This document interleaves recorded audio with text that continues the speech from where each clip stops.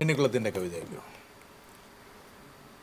വന്ദനം വന്ദനം പാർമെത്തും ദ്രാവിഡ നന്ദിനിയായി വളർന്ന ഭാഷേ.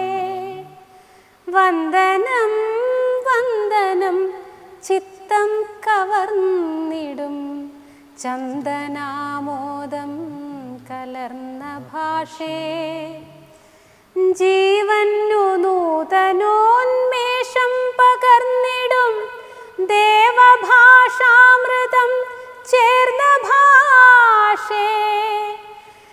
നിൻമുലപ്പാലിൻ്റെ വീര്യമുൾക്കൊണ്ടതൻ ജന്മജന്മാന്തര പുണ്യമല്ലേ.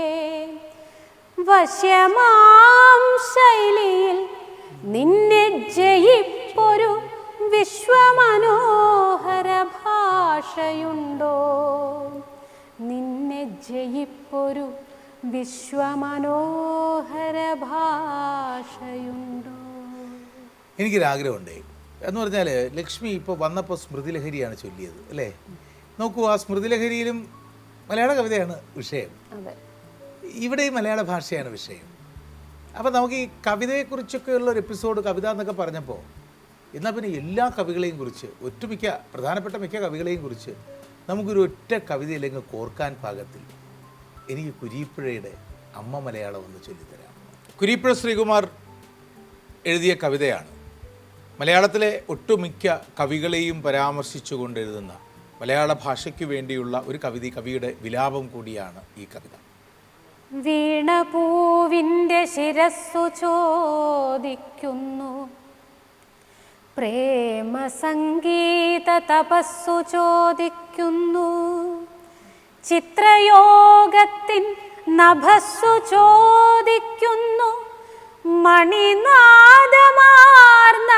മനസ്സു ചോദിക്കുന്നു, പാടും പിശാച് ശപിച്ചു ചോദിക്കുന്നു, പന്തങ്ങൾ പേറും കരങ്ങൾ ചോദിക്കുന്നു, കളിയച്ഛനെയ്ത കിനാവു ചോദിക്കുന്നു, കാവിലെ പാട്ടിൻ കരുത്തു ചോദിക്കുന്നു, പുത്തരിച്ചുണ്ടയായി ഗോവിന്ദ ചിന്തകൾ പുസ്തകം വിട്ടു തഴച്ചു ചോദിക്കുന്നു.